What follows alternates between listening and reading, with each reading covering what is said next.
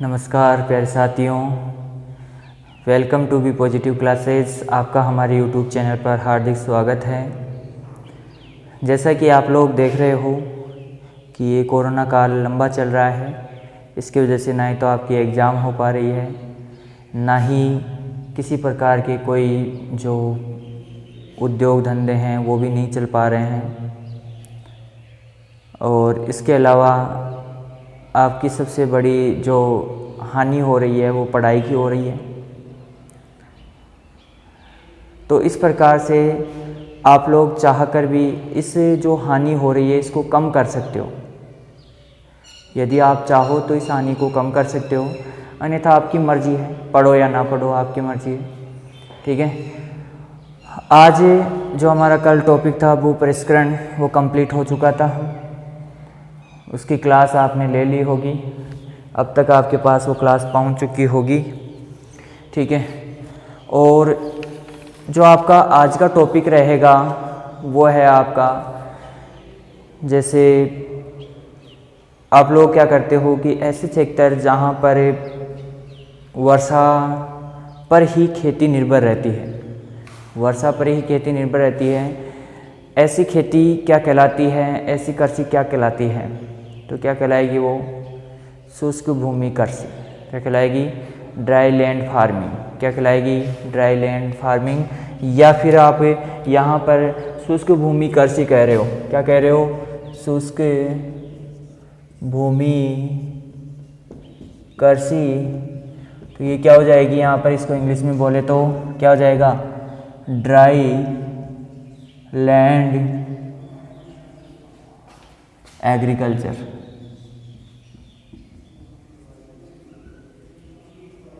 क्या हो जाएगा? ड्राई लैंड एग्रीकल्चर हो जाएगी। ठीक है, शुष्क भूमि कृषि। अब देखो, जो शुष्क भूमि कृषि होती है वो किस प्रकार कार्य करेगी, कैसे ये मतलब कैसे कर सकते हैं शुष्क भूमि कृषि?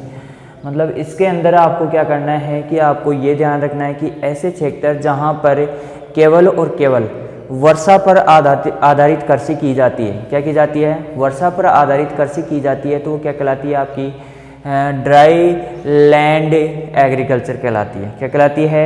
यह जो खेती होती है या कृषि होती है ये पूर्ण रूप से किस पर? वर्षा पर आधारित होती है। वर्षा पर आधारित। किस पर आधारित होती है? वर्षा पर आधारित होती है।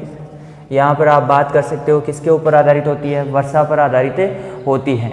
ठीक है, अब यहाँ पर हम देखते हैं कि भारत में जितना भी क्षेत्रफल है, जितना भी क्षेत्र है उसका कितना प्रतिशत भूभाग किसके ऊपर है? शुष्क भूमि कृषि के ऊपर है। शुष्क भूमि कृषि के ऊपर है। तो शुष्क भूमि पूरे भारत के अंदर, यदि आप यहाँ पर नोट लगाकर भी लिखो तो भी अच्छा है, नहीं नोट लगाकर लिखो तो भी अच्छा है, कि भारत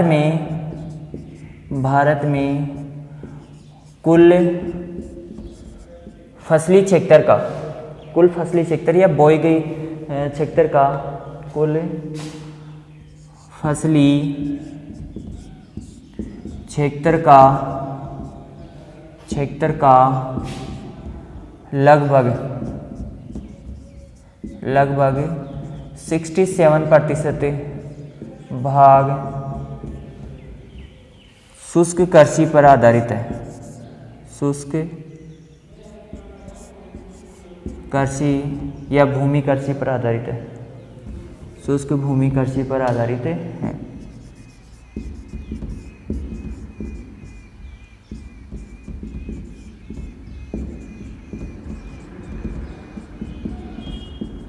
किस पर आधारित है? शुष्क भूमि कृषि पर आधारित होता है।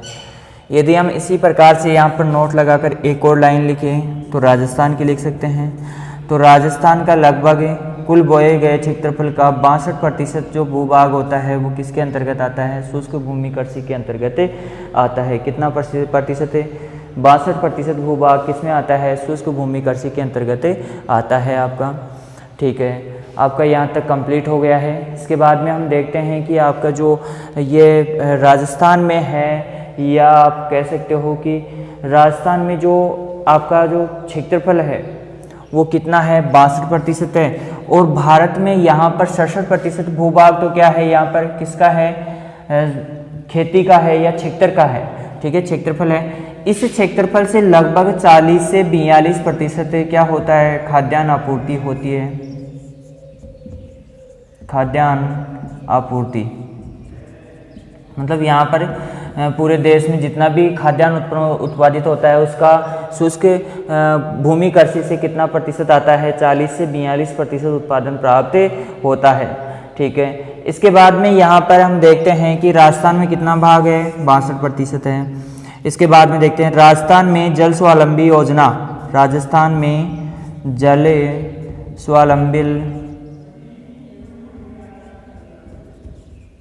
स्वावलंबन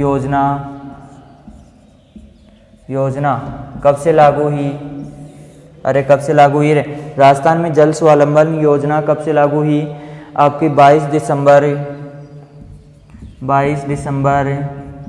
2015 से लागू हुई थी। कब से लागू हुई रे, 22 दिसंबर 2015 से लागू हुई थी। जो किन्होंने किया था इसका उद्घाटन, वसुंधरा राजे ने, ठीक है। अब यहाँ पर राजस्थान जल स्वावलंबन योजना का शुरुआत 22 दिसंबर 2015। भारत में कुल फसली क्षेत्र का लगभग 67% भाग शुष्क कृषि भूमि के अंतर्गत आता है। राजस्थान की बात करें तो 62% भूभाग इसके अंतर्गत आता है। क्लियर है, इसे नोट डाउन कर लीजिए जल्दी से।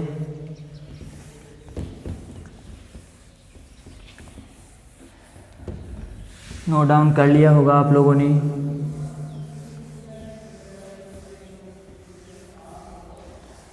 ठीक है, अब देखते हैं कि वर्षा की मात्रा के आधार पर जो ड्राई लैंड फार्मिंग है, कृषि है, इसको 4 भागों में बांटा गया है। कितने भागों में बांटा गया है, 4 भागों में बांटा गया है, ठीक है, सॉरी 3 भागों में बांटा गया है इसको।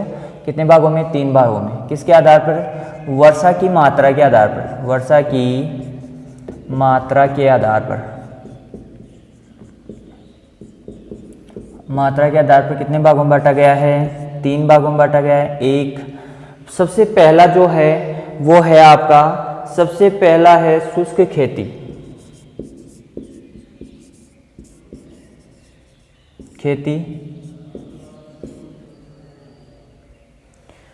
दूसरा आता है आपका, बी पार्ट है इसका, ड्राई लैंड फार्मिंग,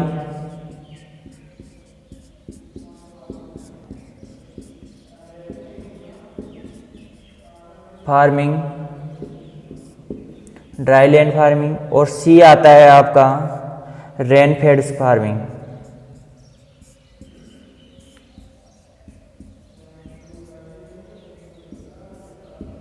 ठीक है, देखो शुष्क खेती होती है, ड्राई फार्मिंग होती है, ड्राई फार्मिंग आती है,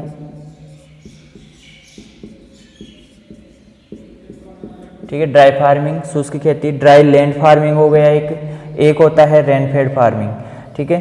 तो रेनफेड फार्मिंग का क्वेश्चन आ चुका है आपका जेट के अंदर, ठीक है। Rainfed farming, dry land farming और शुष्क खेती, ड्राई फार्मिंग, ठीक है। यहाँ पर यदि 750 mm से वर्षा क्या होती है, यहाँ पर कम होती है, क्या होती है, कम होती है, तो यहाँ पर वर्षा जो कृषि होगी वो क्या कहलाएगी, शुष्क खेती कहलाएगी। यदि यहाँ पर 750 से लेकर 1150 mm तक वर्षा होती है तो ये खेती क्या कहलाएगी, आपकी ड्राई लैंड फार्मिंग कहलाएगी। और यदि 1150 mm से अधिक वर्षा होती है, कितने से, 1150 mm से अधिक वार्षिक औसत वर्षा होती है, तो ये क्या कहलाएगी, यहाँ पर आपकी क्या कहलाएगी रे, अरे क्या कहलाएगी, आपकी रेनफेड फार्मिंग कहलाती है। क्या कहलाती है, रेनफेड फार्मिंग कहलाती है। इसका उद्देश्य, प्रमुख उद्देश्य क्या है, कि उद्देश्य किस प्रकार से ये कार्य करेगा, तो ये जल निकास प्रमुख उद्देश्य रहेगा इसका, क्योंकि वर्षा बहुत ज़्यादा होती है तो पानी का जल निकास प्रमुख उद्देश्य होगा। इसके अंदर इसका उद्देश्य क्या हो सकता है, और यहाँ पर इसका उद्देश्य क्या हो सकता है। देखो इसका उद्देश्य है नमी संरक्षण का, किसका है, नमी संरक्षण इसका प्रमुख उद्देश्य माना जाता है, ठीक है। और ड्राई लैंड फार्मिंग का है नमी संरक्षण के साथ साथ आपको क्या करना है, नमी व भूमि संरक्षण। भूमि संरक्षण मतलब क्या होगा इसमें, कि मृदा के द्वारा जल और वायु के द्वारा क्या होगा, अपर्दन भी ज़्यादा होगा यहाँ पर। तो नमी के साथ साथ आपको क्या करना है, भूमि का भी संरक्षण करना है। तो इस प्रकार से वर्षा की मात्रा के आधार पर कितने भागों में बांटा गया है, इसको तीन भागों में बांटा गया, तीन भागों में बांटा गया। शुष्क खेती, dry farming, dry land farming और रेनफेड फार्मिंग। ठीक है, रेनफेड फार्मिंग का पूछा जा चुका है कि कौन से क्षेत्रों में रेनफेड फार्मिंग, या इस प्रकार से क्वेश्चन पूछा गया था कि ऐसे क्षेत्र जहां पर वार्षिक वर्षा लगभग 1150 mm से अधिक हो, तो उन क्षेत्रों में जो खेती की जाती है वो कौन सी खेती कहलाती है, तो आपकी कौन सी खेती आएगी, रेनफेड फार्मिंग कहलाएगी। तो यहाँ पर इसका प्रमुख उद्देश्य जल निकास, इसका नमी संरक्षण और भूमि संरक्षण हो गया, इसका उद्देश्य क्या हो गया, नमी संरक्षण का हो गया। क्लियर है। तो इस प्रकार से इसके क्या है, कुछ उद्देश्य होते हैं। अब इसके बाद में हम देखते हैं अगला टॉपिक, और इसका अगला टॉपिक इसको नोट डाउन कर लीजिए जल्दी से। ठीक है, यहाँ पर नमी संरक्षण हो गया, इसका नमी और जल संरक्षण, भूमि संरक्षण, और इसका खेत में है 750 mm से कम वार्षिक वर्षा होती है। तो वर्षा की मात्रा पर तीन भागों में, शुष्क खेती, ड्राई लैंड फार्मिंग मतलब dry farming, dry land farming और रेनफेड फार्मिंग। ठीक है, तीन प्रकार से हो गया इसका। अब इसके बाद में हम देखते हैं कि सूखा, ब्रोट। ठीक है, तो यहाँ पर सूखा किसे कहते हैं,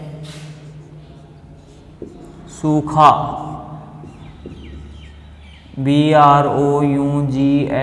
ब्रोट, ब्रोट, ये सूखा ऐसे आएगा, सूखा किसे कहते हैं, यदि औसत वार्षिक वर्षा से 75% कम वर्षा होती है, 75% कम वर्षा होती है, तो ये क्या कहलाता है, सूखा कहलाता है। क्या कहलाता है, सूखा। मतलब 75% से कम वार्षिक वर्षा होती है तो ये क्या कहलाता है, सूखा कहलाता है। सूखे की परिभाषा आपको पता चल गई होगी कि 75% से कम वार्षिक वर्षा होती है तो क्या कहलाता है, यहाँ पर आपका क्या कहलाएगा, सूखा कहलाएगा। ठीक है, अब देखते हैं शुष्क खेती के सिद्धांत। शुष्क खेती के सिद्धांत, क्या क्या सिद्धांत है इसके, कौन कौन से सिद्धांतों के आधार पर शुष्क खेती की जाती है। तो इसका प्रमुख जो पहला है जो सिद्धांत है वो क्या है, गहरी जुताई। गहरी जुताई करना, पहला सिद्धांत क्या है, गहरी जुताई करना। फिर इसके बाद में ये पहला हो गया, इसके बाद में दूसरा है पलवारना, पलवार करना या पलवारना, मल्च का प्रयोग करना। किसका प्रयोग करना रे, मल्च का प्रयोग करना। यहाँ पर क्या हो जाएगा आपका, दूसरा उद्देश्य हो जाएगा इसका, क्या हो जाएगा, दूसरा उद्देश्य हो जाएगा इसका। यहाँ पर आपका दूसरा उद्देश्य क्या हो जाएगा, पलवारना। ठीक है, फिर इसके बाद में गहरी जुताई हो गया, पलवारना हो गया। इसके बाद में अगला जो उद्देश्य होगा वो है वर्षा जल का भंडारण, वर्षा जल का भंडारण, नमी संरक्षण, खरपतवार नियंत्रण,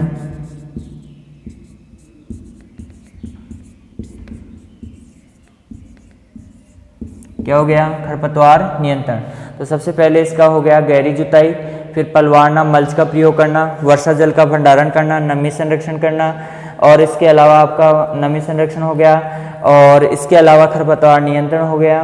वाष्पोत्सर्जन की मात्रा कम करना, वाष्पोत्सर्जन की मात्रा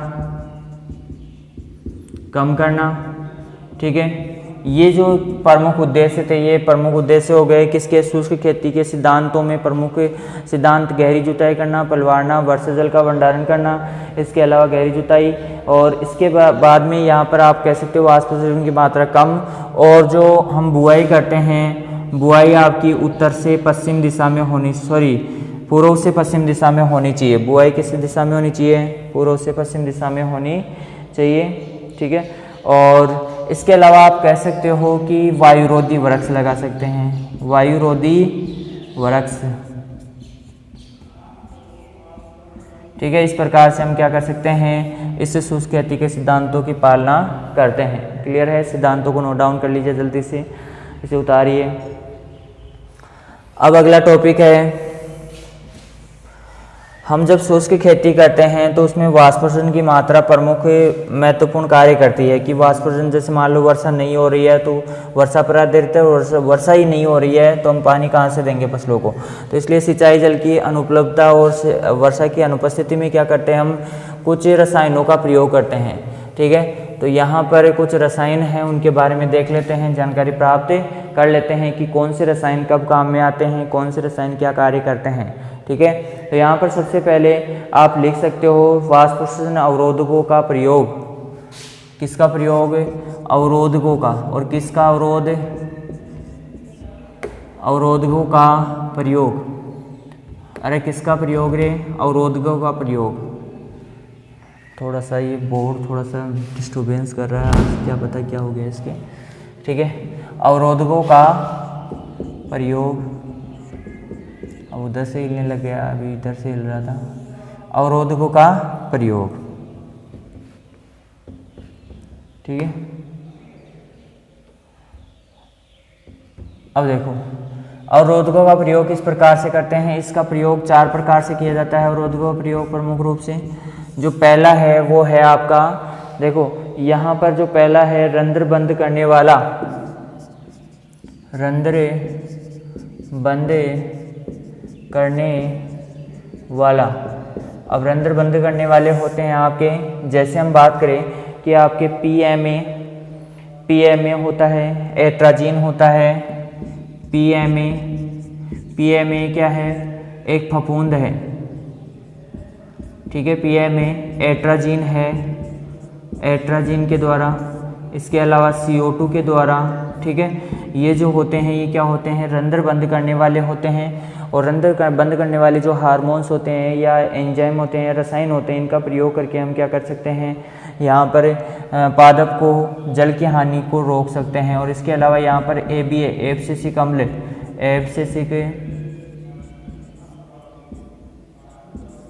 एब्सिसिक अम्ल का प्रयोग कर सकते हैं। एब्सिसिक अम्ल क्या कार्य करता है? यहाँ पर जो पत्तियाँ होती है उसमें एब्सिसिक परत बनाता है, जिससे पत्तियाँ क्या हो जाती है? झड़ जाती है, मतलब रंध्र परमानेंट क्या हो जाएंगे? बंद हो जाएंगे यहाँ पर। ठीक है, तो इस प्रकार से हम पीएमए एट्राजीन, जो क्या है, एट्राजीन एक प्रकार से खरपतवारनाशी है, और CO2 ABA, हाँ यहाँ पर खरपतवारनाशी, यदि हम इसकी ज़्यादा मात्रा प्रयोग करते हैं तो ये खरपतवारनाशी की तरह कार्य करता है। और यदि हम इसका कम मात्रा में प्रयोग करते हैं तो ये क्या किसके रूप में कार्य करता है? रंध्र बंद करने वाला एक एंजाइम की तरह, एक रसायन की तरह कार्य करता है। ठीक है, इसके बाद में रंध्र बंद करने वाले, अब इसके बाद में आता है वर्दी रोधक। वर्दी रोधक कौन से होते हैं? वर्दी रोधक। अब जो वर्दी रोधक होते हैं ये क्या वर्दी को रोकते हैं? नहीं, ये वर्दी को नहीं रोकते हैं। ये क्या करते हैं? केवल जो तना होता है उसकी वर्दी को तो रोक देते हैं और जड़ों की वर्दी को बढ़ा देते हैं। तो इस प्रकार के जो हार्मोन होते हैं, मतलब तने की वर्दी को रोक देते हैं तथा जड़ों की वर्दी को बढ़ा देते हैं। जड़ों की वर्दी को बढ़ा देते हैं। अब जड़ों की वर्दी को बढ़ा देते हैं तो ऐसे जो एंजाइम है उनका नाम है आपका, आप कह सकते हो इनको कि आपका आता है साइकोसील आता है। साइकोसील एंजाइम जो होता है, साइकोसील आता है, वो क्या है आपका? CCC जिसे आप लोग कहते हो। साइकोसील का प्रयोग करते हो तो आप यहाँ पर पादप की ग्रोथ तो रुक जाती है लेकिन जड़ों की वृद्धि होना शुरू हो जाती है। ठीक है, इसके बाद में पत्ती पर आवरण बनाना। पत्ती पर आवरण कैसे कैसे बना सकते हो? एक तो पत्ती पर आवरण, पत्ती पर आवरण कैसे बना सकते हो? यहाँ पर आप देख सकते हो कि पत्ती पर आवरण बनाने के लिए आपको क्या करना पड़ेगा? मोम की परत चढ़ानी पड़ेगी, मोम परत का प्रयोग करके। ठीक है, और इसके अलावा आपका जो कुछ रसायन भी आते हैं परत चढ़ाने के लिए, मोबिलीफ और सिलिकॉन का प्रयोग भी कर सकते हो। सिलिकॉन व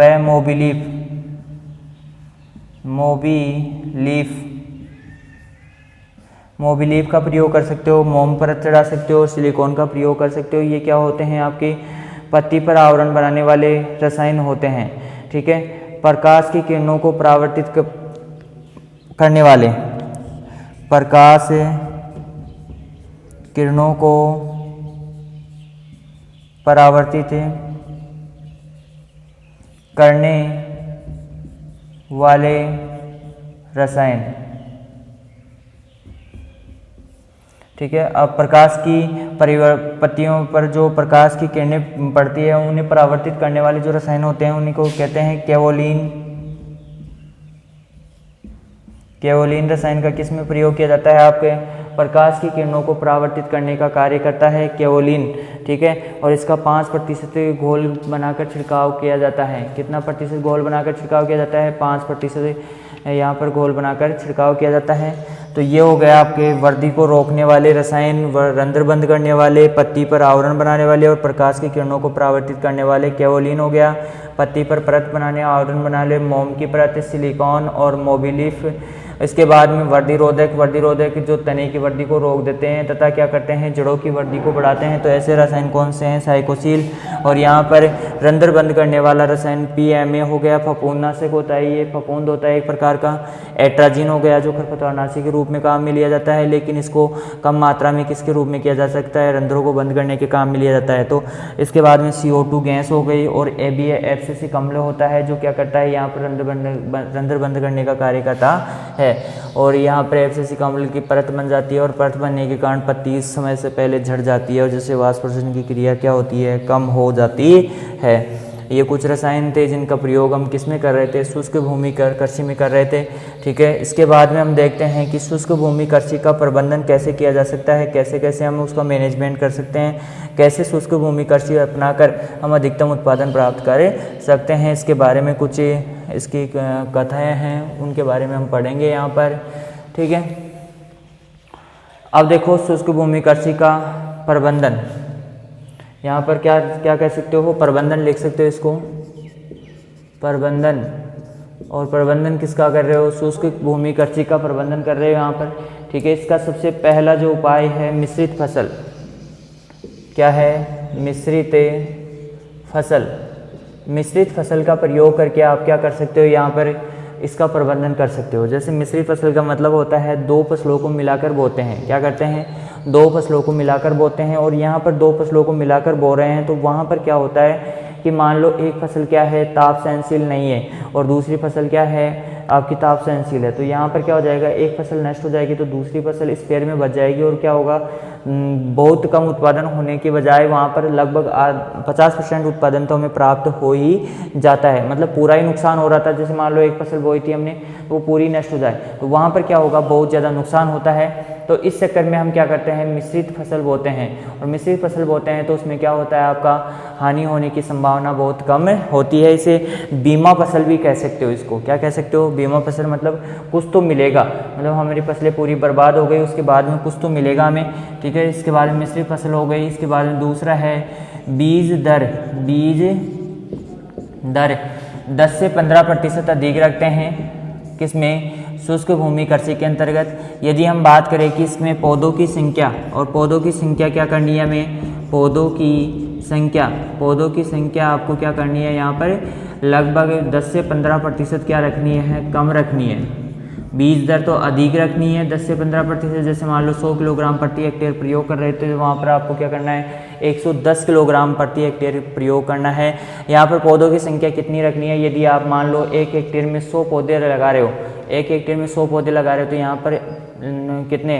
85 पौधे ही आपको, 90 या 85 पौधे ही आपको यहाँ पर खेत में लगाने हैं। क्लियर है?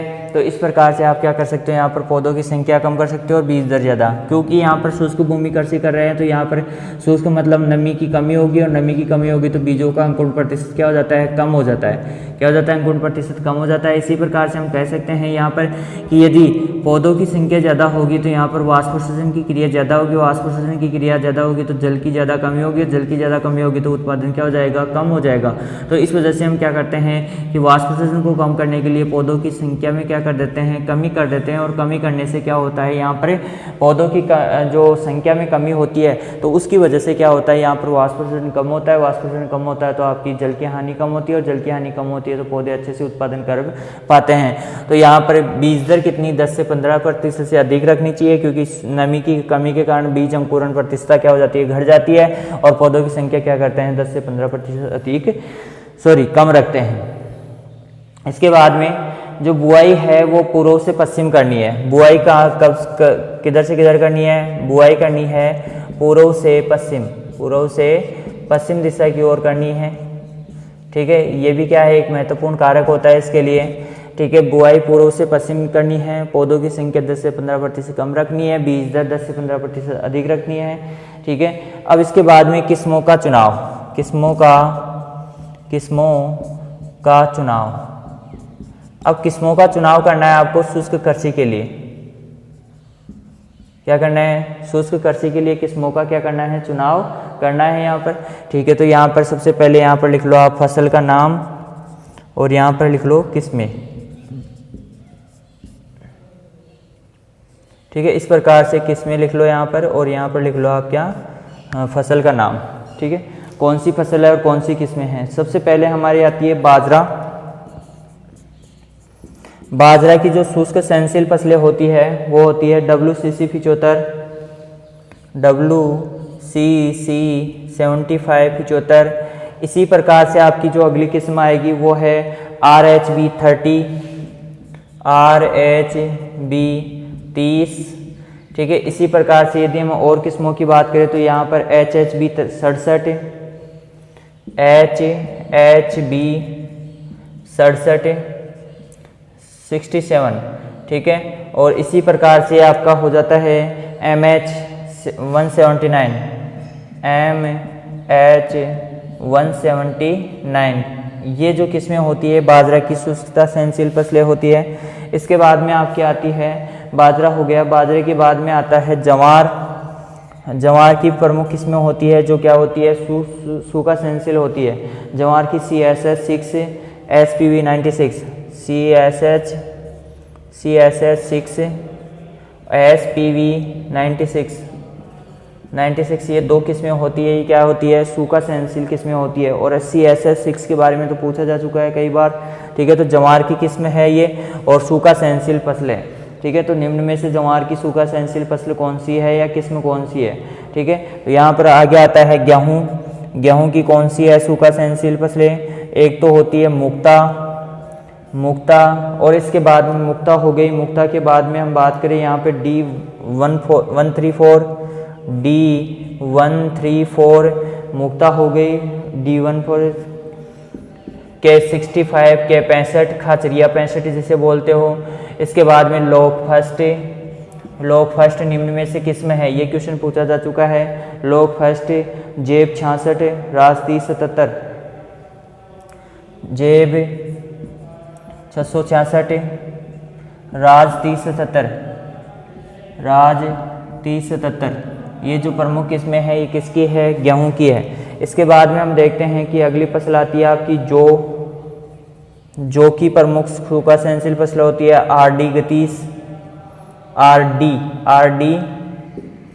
31। ठीक है, इसके बाद में अगली किस्म आती है RD 31 हो गई। RD 31, RD 2552, RD 25 और ये आपकी 52 हो गई। ठीक है, इसके बाद में जो हो गया। जो के बाद में आता है आपका चना। और चने की कौन कौन सी किस्में इसके बारे में देख लेते हैं हम। चना है, चने की प्रमुख किस्में हैं वो है आपकी RSG2, RSG2, Dahod yellow, Dahod yellow, कौन सी? दाहोद येलो हो गई। ठीक है, इसके बाद में दाहोद येलो और इसके बाद में BJ 256। ठीक है, ये किस्में किसकी हो गई? चने की हो गई। इसके बाद में हम देखते हैं कि अगली किस्म किसकी आती है आपकी। जो हो गया, चना हो गया, जो चना हो गया। इसके बाद में आती है आपकी सरसों। सरसों की जो प्रमुख किस्में हैं उनका चयन करते हैं, उनके बारे में देखते हैं। तो सबसे पहले लिखते हैं हम सरसों भाई, सरसों गई परसों। तो यहाँ पर सरसों की जो प्रमुख किस्में हैं उसके अंदर वरुणा T59, इसका दूसरा नाम है वरुणा का T59 दूसरा नाम है। ठीक है, इसके बाद में सरसों की और किस्में हैं। वरुणा हो गया, RS 30, Pusa gold, Pusa bold मोटे दाने वाली, ठीक है, और पूसा बोल्ड हो गया और बोल्ड, ठीक है, पूसा बोल्ड वरुणा T59 हो गया, पूसा बोल्ड हो गया। और इसके बाद में RH30 30 दुर्गामणि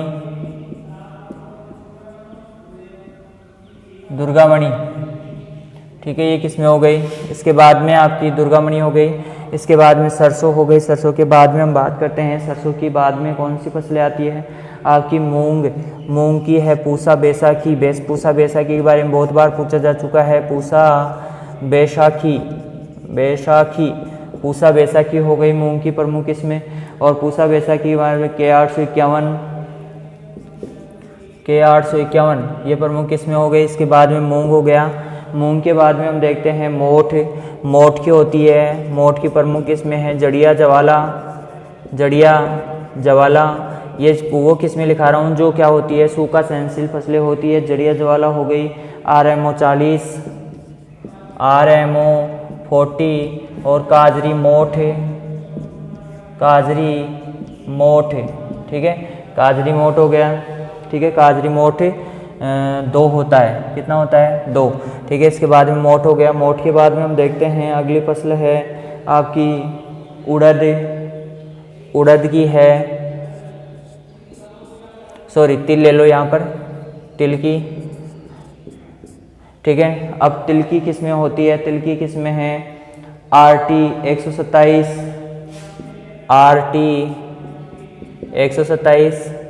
और TC 25, TC कितना होता है, TC है यहाँ पर आपकी 25। और उड़द की देख लो आप T9, ठीक है, T9 कृष्णा बरखा के बारे में पूछा जा चुका है आपसे, ठीक है, क्वेश्चन पूछा जा चुका है। ये फसल का नाम और किस्म का नाम यहाँ पर लिखते जाना आप लोग। उड़द की हो गई T9 कृष्णा बरखा एक नाम नहीं है, ये अलग अलग है। कृष्णा और बरखा दोनों क्या है, अलग अलग किस्में, कृष्णा और बरखा अलग है, T9 अलग है, ठीक है। उड़द हो गया, तिल हो गया। इसके बाद में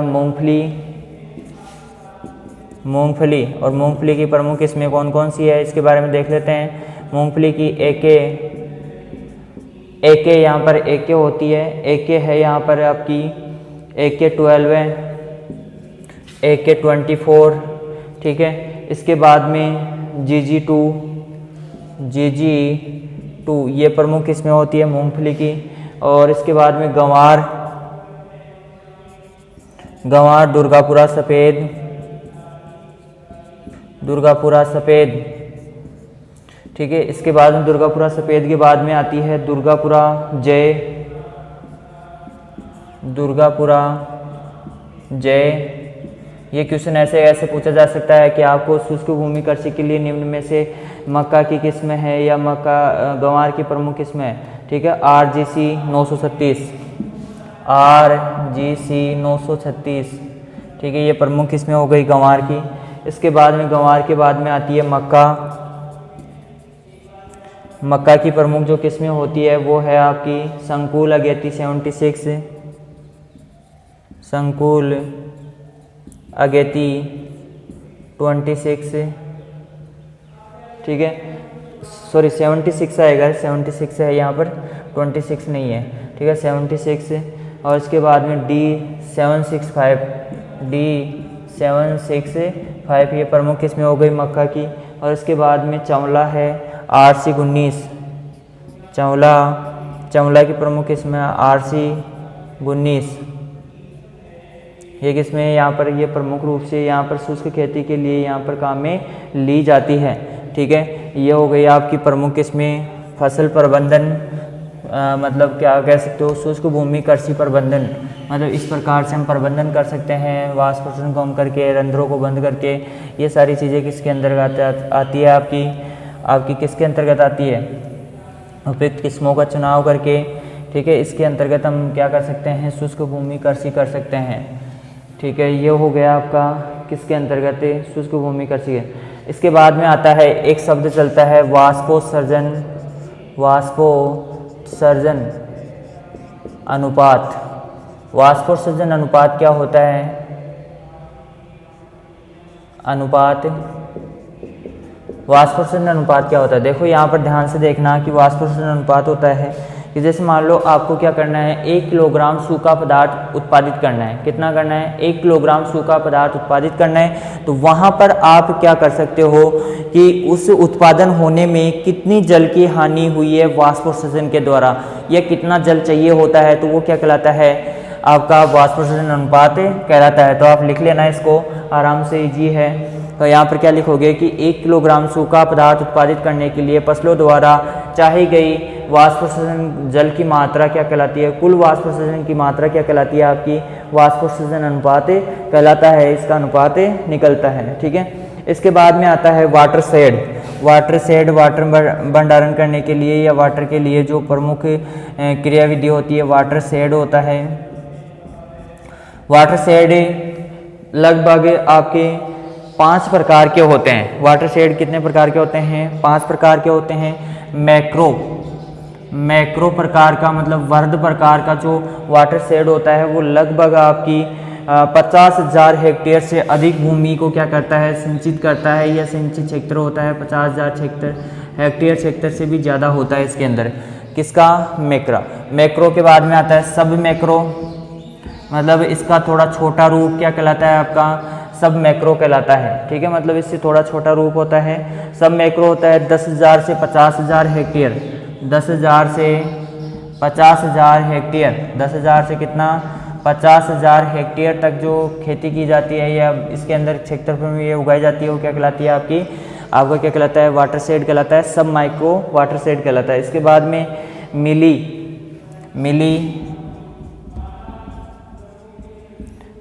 ठीक है। मिली है लगभग आपका है यहाँ पर जो वाटर शेड है वो 1,000 से 10,000 हेक्टेयर तक, 1,000 से 10,000 हेक्टेयर तक जो क्षेत्र में की जाती है वो क्या कहलाता है? आपका मिली कहलाता है। इसके बाद में 1, 2 और 3, इसके बाद में चौथा है, चौथा प्रकार है आपका माइक्रो।